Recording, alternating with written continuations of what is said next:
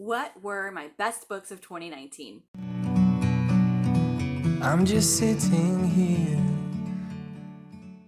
Hello everyone and welcome back to my channel Book Omens. I am Mara Lee and today I wanted to talk about my 2019 book awards.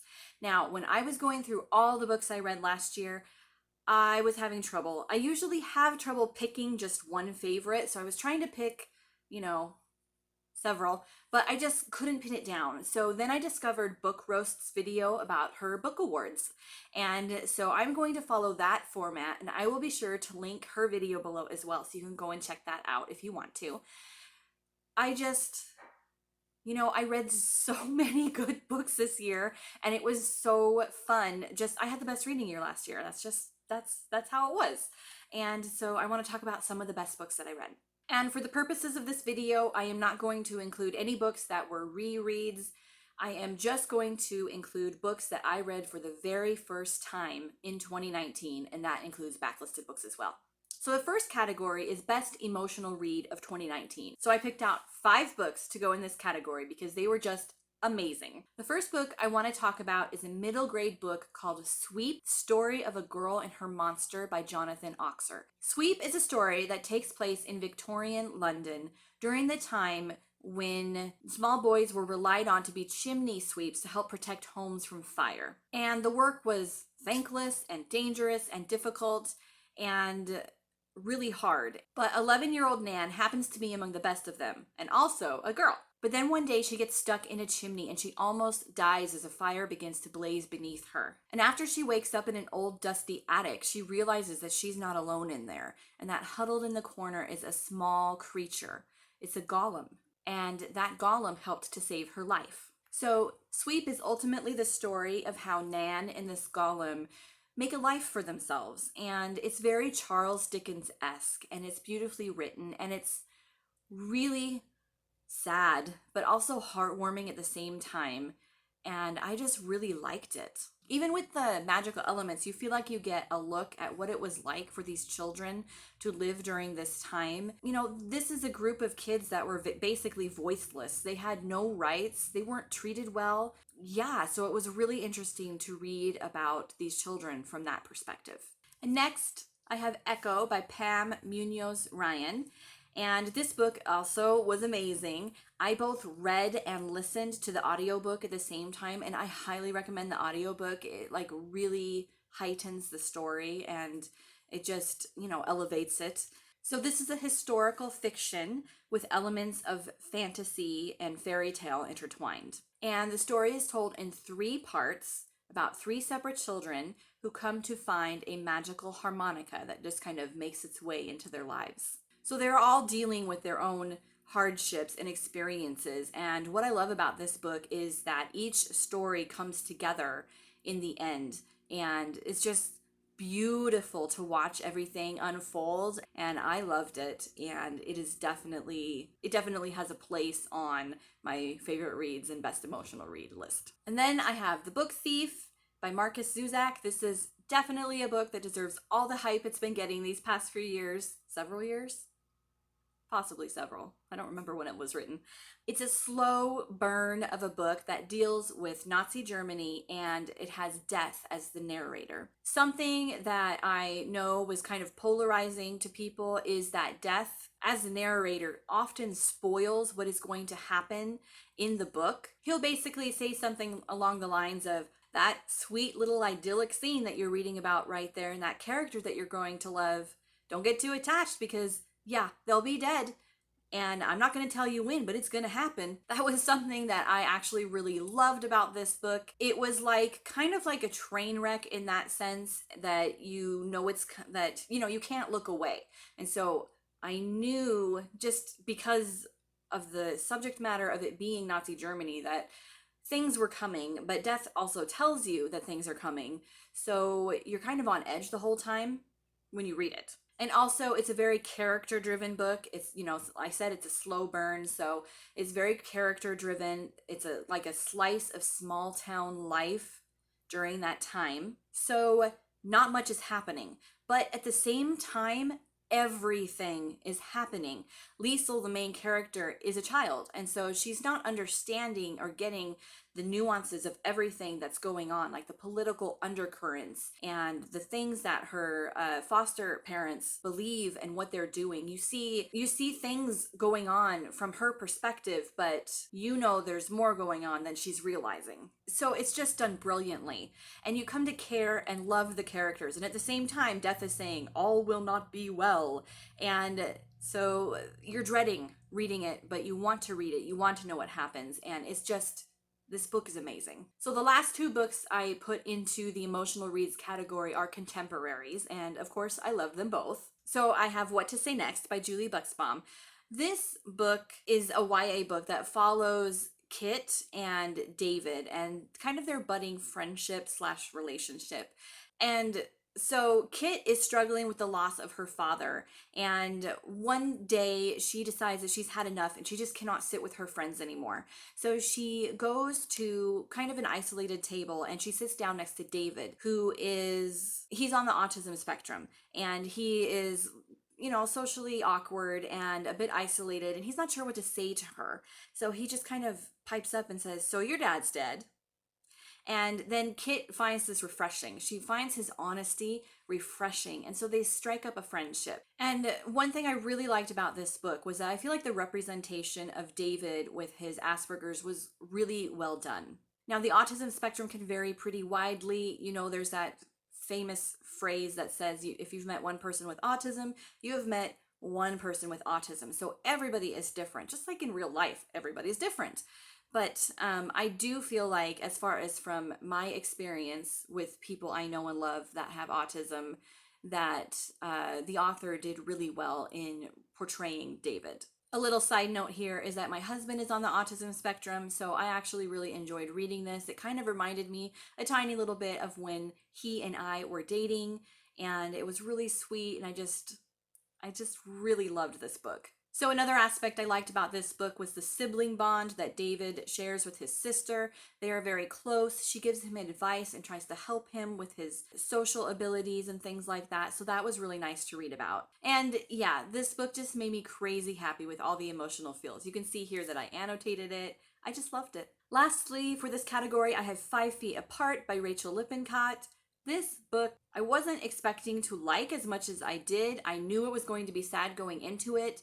And usually I have to be, in the right frame of mind for those kinds of stories. This book was amazing. I say that about all of these books, but they are all amazing. Usually, if a movie exists first, and that's the case with this book, and then the book comes out after, I kind of find that the books aren't as good. But this was very well written. It deepens the characters.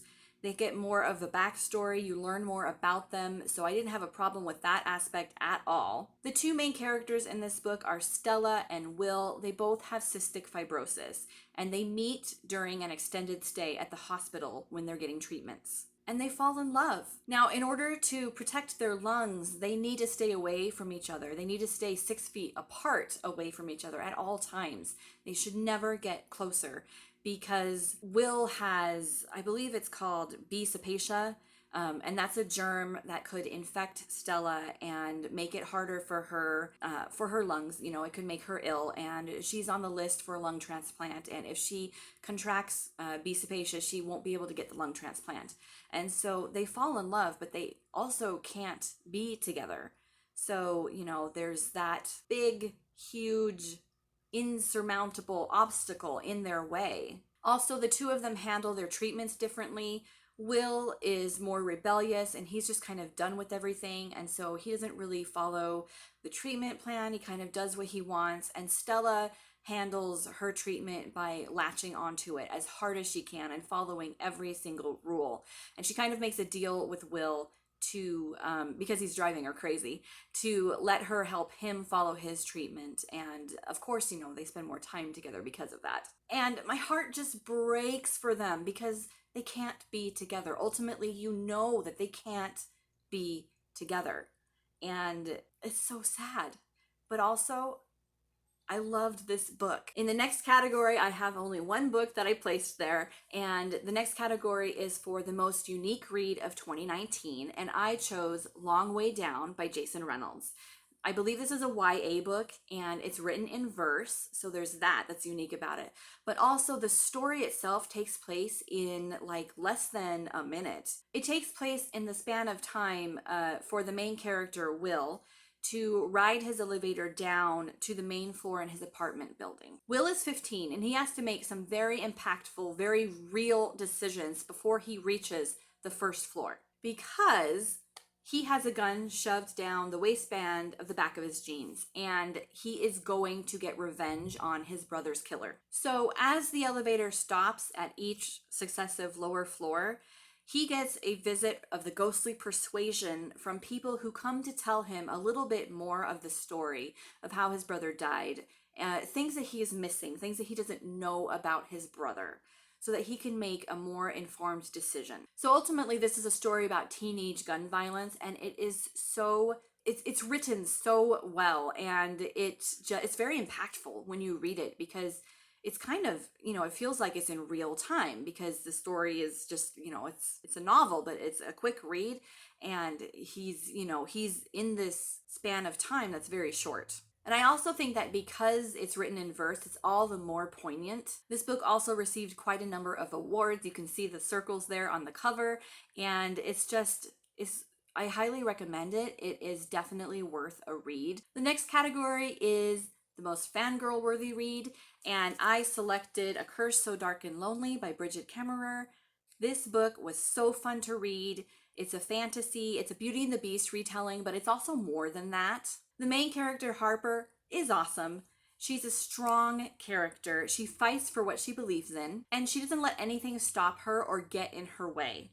This book also has really great disability rep as Harper has cerebral palsy. The next character is Ren. He is the prince. He's not doing so well. He has been cursed to relive his 18th year over and over and over by an evil enchantress. And then lastly, there's Gray, Ren's loyal and long-serving guardsman. And let me tell you, if he is not fan-worthy, I don't know who is. There is this understated quality about him that's just, it's hard to describe. I don't even know what to call it, but he is awesome and amazing, and I'm a little worried about what's going to happen to him in the next book. A Heart So Fierce and Broken, the second book in this series, came out earlier in January, and I already have it. I'm probably going to read it in February, but maybe not because Gray, I'm worried. I'm scared for him. For the funniest read category, I chose Hyperbole and a Half by Ali Brosh. I first found Ali on her blog years and years ago, and I'm finally getting around to reading her graphic memoir. Ali is so funny, and her pictures depict her stories that she's telling very well. They are very simple and childlike. Her book can also be really deep and insightful at times because she talks about her experiences and how she struggles with depression. But also there are other times where she is telling stories that are just so hilarious, like laugh out loud funny. And I just really enjoyed this book all around. So then we have the category of Best Contemporary of 2019. And besides What to Say Next and 5 Feet Apart, I also chose 10 Blind Dates by Ashley Elston. So I read this book in December and it was just so fun. What I loved most about it was the sense of family. Sophie is part of a huge extended family, and after an unexpected breakup, she goes to spend Christmas with her grandmother and all of her cousins and everything, while her mom and dad are away helping her older sister who is pregnant. And Sophie's grandmother gets it into her head that in order to help Sophie heal from her breakup and to pass the time, she will set Sophie up, she and her family will set Sophie up on 10 blind dates. And some of the dates that Sophie ends up on are hilarious, and I just really enjoyed reading this book. And then we have Best Fantasy, and I chose Dragon Watch. This is Wrath of the Dragon King by Brandon Mull. Actually, I would include all of the Fablehaven books in here, and because Dragon Watch is a sequel series, I'm going to tell you just a little bit about Fablehaven. So Fablehaven deals with siblings Kendra and Seth, and a magical preserve which their grandparents run called Fablehaven. And this is a preserve for magical creatures. And so the sequel series is about another magical preserve called Worm Roost that deals with dragons. And these books are really good. They're so fun, and just, I love all of the animals that they meet, and, you know, the family and the sibling relationship between Kendra and Seth. Next, I have The Girl Who Drank the Moon by Kelly Barnhill. This book is beautiful. It is lyrical and just, I don't know what to say about it. It's beautiful. In it, there's a village called the Protectorate, and every year they deliver up a baby into the forest. They just take this baby from its parents and they put it in the forest in the hopes that it will appease an evil witch and keep their town safe. However, what they don't know is that the witch is not evil. From her perspective, she's going there every year to rescue these babies. And so The Girl Who Drank the Moon is about one of the babies that this witch rescues. So this is just a wonderful fantasy story. The next category is Best Sci-Fi Book. Now, full disclosure, I only read like 4 sci-fi books this year. However, the book that I'm going to talk about, I 100% think it deserves to be in my top books of the year. I loved it. I enjoyed it so very much. And that book was The Martian by Andy Weir.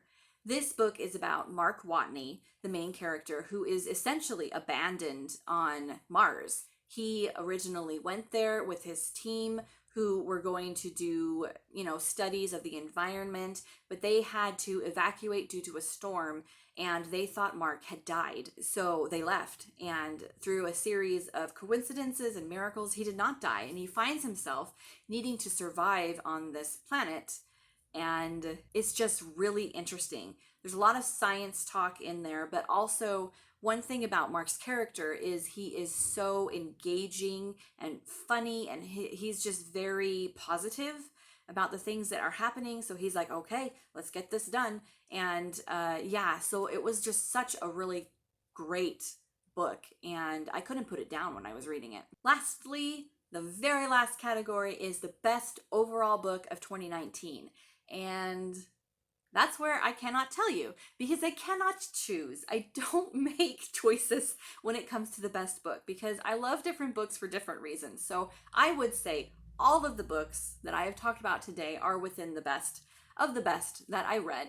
And yes, they are all deserving to have a spot in my top books of the year. I had such a great reading year. I've said that before, and I'll just continue to say it about 2019. It was just so fun. So that is it for now. If you liked this video, please give it a thumbs up and subscribe to my channel. Go ahead and hit that bell icon so you know every time I post a new video, and I will see you next time. Bye.